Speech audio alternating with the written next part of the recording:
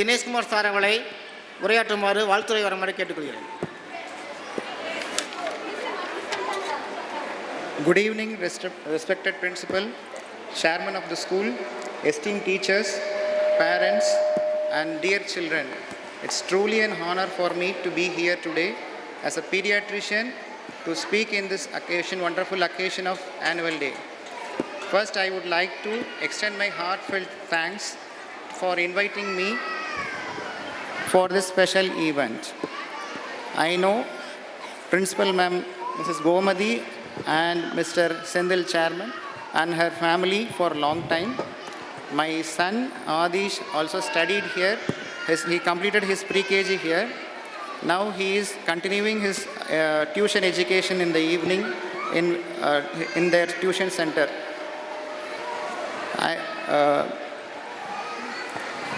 Montessori method of teaching is known for emphasis on child's independent and self-directed learning.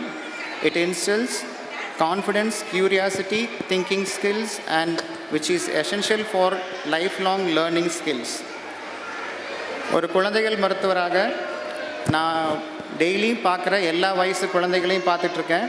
அதில் பிறந்த குழந்தையிலேருந்து ஒரு 18-20 வயசு வரைக்கும் குழந்தைகளை பார்க்குறோம். அதில் பேசிக்காக இந்த ஃபஸ்ட்டு 5 வருஷத்துக்கு தேவையான அடித்தளம் தான் ரொம்ப ரொம்ப முக்கியம்.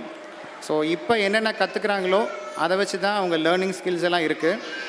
ஸோ 5ல் விளையாது 50ல் விளையாதுன்னு சார் சொன்ன மாதிரி இப்போ நிறையா விஷயங்களுக்கு எஸ்ன்னு சொல்லி பழகிட்டோம்னா பின்னாடி அவங்க எல்லாமே எஸ்ன்னு எடுத்துக்குவாங்க. எதுக்கு நோ சொல்லணும்னு தெரியாமல் போய்டும் நம்மளுக்குமே. ஸோ எல்லாத்தையுமே சப்போர்ட் பண்ணி பழகக்கூடாது. ஸோ நம்ம 2 விஷயத்த இந்த கேதரிங்கில் நான் பேசணும்னு நினைக்கிறேன். ஏன்னா இந்த விஷயத்தில் அது 2ம் நம்மளுக்கு தேவைப்படும். ஒன்று அடம் பிடிக்கிறது. ஸோ குழந்தை எதனால் அடம் பிடிக்குது அப்படிங்கிறத முதல்ல தெரிஞ்சுக்கணும். ஒரு குழந்தை பிறக்கும்போது அதுக்கு ரூல்ஸ் ஆஃப் லைஃப் எதுவும் தெரியாது. போக போக அதை கற்றுக்க ஆரம்பிக்கும். யூஸ்வலாக ஒரு 6 மாதத்து குழந்தைகிட்டேருந்து கையில் ஒரு பொருளை பிடுங்கிட்டு காணாமல் போச்சு அப்படின்னு சொன்னாங்கன்னா அதை அக்செப்ட் பண்ணும். ஆனால் ஒரு 9 மாதத்து குழந்தைகிட்டேருந்து பிடுங்கினோம்னா அது அழுக ஆரம்பிக்கும். அழுகும்போது உடனே அந்த பொருள் கிடச்சிது அப்படின்னாக்கா அழுதா அந்த பொருள் கிடைக்கும்னு யார் கற்றுக் கொடுக்குறாங்க? ஃபஸ்ட்டு பேரண்ட்ஸ் தான் கற்றுக் கொடுக்குறோம். அந்த குழந்தைக்கு என்ன தெரியும்? அழுக வைக்காத, கொடுத்துரு அப்படிங்கும்போது அழுதா கிடைக்கும்னு தெரிய ஆரம்பிச்சிருது. ஸோ எவ்வளோ நேரம் அழுதாங்கன்னா அந்த பொருள் கிடைக்குமோ அதை விட அதிகமாக அழுக ஆரம்பிப்பாங்க. ஸோ அதனால் நம்ம அந்த சுச்சுவேஷனை ஹேண்டில் பண்ணுறதுக்கு ஒரு வேறு இடத்துக்கு கூட்டிகிட்டு போய் சமாதானப்படுத்தி திரும்ப அந்த பொருளை கொடுத்தோம் அப்படின்னா அழுகைக்கும் பொருளுக்கும் கிடைச்சதுக்கும் சம்மந்தப்படுத்திக்க மாட்டாங்க. அடம் பிடிக்கிறது அங்கேயே யூஸ்வலாக கட் ஆகும். இது போக போக அப்படியே அடம் பிடிச்சி பழகினாங்க அப்படின்னாக்கா ஒரு பீக் ஒரு 3 to 5 இயர்ஸில் அடம் பண்ண ஆரம்பிப்பாங்க. ஸோ அது தானாக குறையட்டும் அப்படின்னு பார்த்தோம்னா ஆல்மோஸ்ட் 7 இயர்ஸ் ஆகும். அதுக்குள்ளே நிறையா பேரண்ட்ஸ் பப்ளிக்கில் ரொம்ப கஷ்டப்படுவாங்க. கீழே உருண்டு பிறண்டு அழுகிறதா இருக்கட்டும் எல்லாம் ரொம்ப கஷ்டப்படுவாங்க. ஸோ அதனால் முதல்லையே நோ சொல்லி பழகுங்க. நல்லது பண்ணாங்கன்னா கைத்தட்டி என்கரேஜ் பண்ணுங்கள். ஒரு தப்பு பண்ணாங்க அப்படின்னாக்க அதை அப்போவே பண்ணக்கூடாதுன்னு சொல்லி பழகுங்க. உதாரணத்துக்கு ஒரு 9 மந்த் குழந்தை சும்மா செல்லமாக கடிக்கும். நம்மளுக்கு வலிக்காது, அடிக்குதுங்கிறதுனால வலிக்காதுன்னு சிரித்து காமிச்சிருவோம். அப்போ கடித்தா சிரிப்பாங்கன்னு நினச்சிக்கும் குழந்தை. பின்னாடி அப்புறம் பெரிய பையன் ஆக ஆக அடிக்கும். இன்னொரு குழந்தை இப்போ கடிக்கும். அப்போ மிரட்டினாவோ திட்டினாலோ அதுக்கு புரியாது. அந்த ரூல்ஸில் கான்ஃப்ளிக்ட் வரும். அதனால் முதலிருந்தே நம்ம அடிக்கும்போது நம்ம திரும்ப அடிக்கணும்னு அவசியம் இல்லை. அட்லீஸ்ட் ஒரு எதிர்ப்பையாவது காமிக்கணும். லைட்டாக ஒரு முறைப்பையோ இல்லை ஒரு மிரட்டலோ கொடுத்தோம்னா தான் அவங்க திரும்பவும் பின்னாடி அதை பண்ணக்கூடாதுன்னு நினைப்பாங்க. அதேமாரி வீட்டில் இருக்கிற கிராண்ட் பேரண்ட்ஸ் எல்லாருமே அப்பா அம்மா கண்டிக்கும்போது அவனுக்கு என்ன தெரியும், அவனை கண்டிக்காத அப்படின்னு சொல்லும்போது குழந்தை யார்கிட்ட அட்வான்டேஜ் இருக்கோ அவங்கக்கிட்ட போக ஆரம்பிப்பாங்க. ஸோ அப்போ அப்பா அம்மாவை எதிரியாகவும் கிராண்ட் பேரண்ட்ஸை செல்லமாகவும் பார்க்க ஆரம்பிப்பாங்க. பட் ஒரு தப்பான விஷயங்களை பண்ணும்போது நம்ம கிராண்ட் பேரண்ட்ஸும் அது தப்பு தான் அப்படின்னு சொன்னோம்னா இன்னொரு தடவை அந்த தப்பை செய்யும்போது அந்த குழந்தை 4 தடவை யோசிக்கும், திரும்பவும் பண்ணாது. ஸோ இதுதான் அந்த இதை டேக்கிள் பண்ணுற ஒரே வழி. ஸோ அதை இப்போ பண்ணலாம். அடுத்தது ஜங்க் ஃபுட்ஸை பற்றி சொல்லணும். இந்த அக்கேஷனில் நிறையா பேர் எதையாவது சாப்பிட்டா பரவாயில்ல என் குழந்தை அப்படின்னு நினச்சி ஜங்க் ஃபுட்ஸ் வாங்கி கொடுக்குறீங்க. எதையாவது சாப்பிட்டா நல்லா வளர முடியாது. எதையாவது சாப்பிட்டா எப்படியோ ஒன்று தான் வளர முடியும், நல்லா வளர முடியாது. ஸோ அந்த காலத்தில் பண்டிகைகள் அப்போ மட்டும்தான் ஒரு 10 நாள் 20 நாள் வாய்க்காக செஞ்சு சாப்பிட்டாங்க, மற்ற நாள்லாம் தேவைக்காக செஞ்சு சாப்பிடுவாங்க. அதனால தான் பண்டிகைகளில் பலகாரம் செஞ்சு சாப்பிடுவாங்க.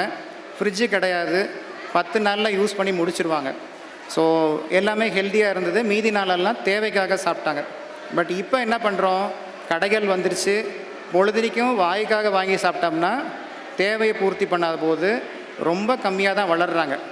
ஜங்க் ஃபுட்டை பொறுத்த வரைக்கும் நிறைய எஃபெக்ட்ஸ் இருக்குது க்ரோத்தில். ஒன்று வந்து வளர்ச்சி குறைபாடு. முக்கால்வாசி குழந்தைகள் வந்து ஒரு 80% குழந்தைகள் வந்து ஒழுங்காக வளர்றதில்ல, ரொம்ப ரொம்ப வெயிட் கம்மியாக இருக்காங்க வயசுக்கானது. மீதி 10% கிட்ட ஒரு குழந்தைகள் வந்து ஓவர் வெயிட் கேட்டகரிக்கு வராங்க, 20% ஒபீஸ்க்கு போயிடுறாங்க. ஆல்மோஸ்ட் நிறையா குழந்தைகள் ஒபீஸும் போகிறாங்க. ஸோ அதனால் ஒபிசிட்டின்னா குண்டாக இருக்கிறதுன்னு சொல்கிறது. இப்போ குண்டாக இருக்கிற குழந்தைய அடுத்து வேகமாக க்ரோத் ஸ்பர்ட் வரும்போது, அதாவது வேகமாக வளர்ச்சி வர தருணம் வரும்போது கட்டுப்படுத்த முடியாமல் குண்டாயிடுவாங்க. அதே மாதிரி வெயிட் கம்மியாக இருக்கிற குழந்தைகளும் ஹைட்டு வராமல் போயிடுவாங்க.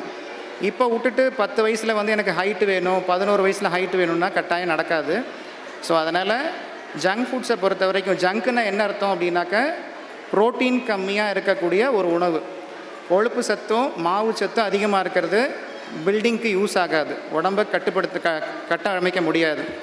புரோட்டீன் இருக்கிற மாதிரி பார்த்து கொடுங்க. ஃபுட்ஸை முடிஞ்ச வரைக்கும் வீட்டிலேயே தயாரித்து கொடுங்க.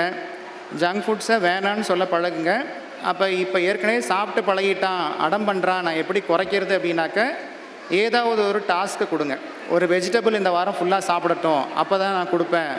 ஒழுங்காக சாப்பிடல, கம்மியாக தான் சாப்பிட்டாங்கன்னா நீ கம்மியாக சாப்பிட்ட அளவுக்கு நான் கம்மியாக கொடுக்குறேன்னு சொன்னீங்கன்னா அதை அட்லீஸ்ட் வெஜிடபிளை சாப்பிட்டுட்டாவது கொடுப்பாங்க, அளவாவது குறையும். அதே மாதிரி சாப்பாடு சாப்பிட்டு முடித்ததுக்கப்புறம் பந்தியில் பாயசம் வாழைப்பழம் பரிமாறுற மாதிரி ஜங்க் ஃபுட்டுங்கிற டைமு வந்து சாப்பிட்டு முடித்ததுக்கப்புறம் வச்சுக்கோங்க. அதை நடுவில் கொடுத்தீங்கன்னா ஒரு பேக்கெட் காலியானாலும் விட மாட்டாங்க. ஸோ நிறைய கெடுதல் இருக்குது. 10 மாதம் கெட்டு போகாமல் இருக்கிறதுக்கு நிறைய கெமிக்கல்ஸ் ஆட் பண்ணணும். அந்த கெமிக்கல்ஸை இந்த வருஷத்துலேருந்தே கொடுத்து பழக்கிட்டு அடுத்த 30 வருஷம் கழித்து என்ன பண்ணணுன்னு தெரியாமல் முழிக்கக்கூடாது. புரியுதுங்களா? அப்புறம் பிரச்சனை புதுசாக வரும்போது இதை முன்னாடி பண்ணியிருக்காமல் இருந்தால் பரவாயில்லன்னு இருக்கக்கூடாது. மெயினாக பிஸ்கெட்ஸ் தான் முக்கியமான ஜங்க் ஃபுட்டில் வருது. அது முக்கால்வாசி மைதா டால்டாவில் தான் செய்வாங்க. அதனால் முடிஞ்ச வரைக்கும் பிஸ்கெட்ஸ் அவாய்ட் பண்ணுங்கள். கடல உருண்டை, எள்ளு உருண்டை, அந்த மாதிரி ஃப்ரூட்ஸ் இதெல்லாம் கொடுத்து பழக்குங்க. அப்போ தான் அதெல்லாம் மாறும். ஓகேவா? So parenting is all about balance between saying yes and no. So good actions பண்ணாங்க அப்படின்னாக்க அப்ரிஷியேட் பண்ணுங்கள். தப்பு பண்ணாங்கன்னா நோ சொல்லுங்கள், ஒரு சின்ன எதிர்ப்பு காமிங்க. அதுதான் வந்து கரெக்டாக கொண்டு வரும். Once again thank you for inviting me for this annual day function. Congratulations to all the children for their achievement. I look forward to see these young stars grow and glow brighter and succeed in every endeavors of their life. Thank you. Thank you, sir.